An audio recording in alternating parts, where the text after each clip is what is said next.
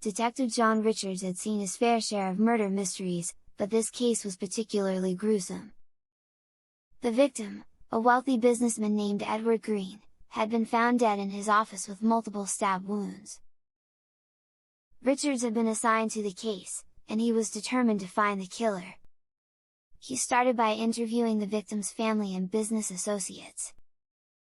Green was a self-made man who had built a successful real estate empire. He had a wife, 2 children, and several business partners. Richards quickly discovered that there were several possible motives for the murder. Some of Green's partners had been unhappy with his management style, and his children were in a bitter feud over their inheritance. But as Richards dug deeper, he found that the evidence didn't quite add up. The murder weapon had not been found, and there were no signs of forced entry. The security cameras had been disabled, and there were no witnesses to the crime. Richards was stumped. As he continued his investigation, he began to suspect that someone close to Green was responsible for the murder. He focused his attention on Green's wife, Elizabeth, who had seemed strangely calm during their interview. Richards couldn't shake the feeling that she was hiding something.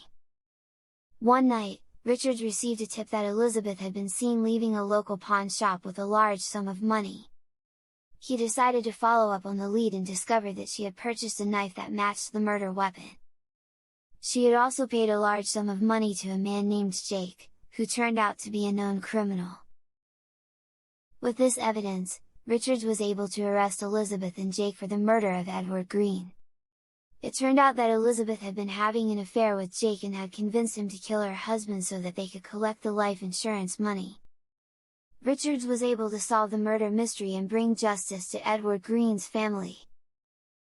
The case had been one of the most challenging of Richards' career, but he was glad to have brought closure to the victim's loved ones. It was a reminder that, even in the darkest of crimes, justice could prevail with persistence and a sharp mind.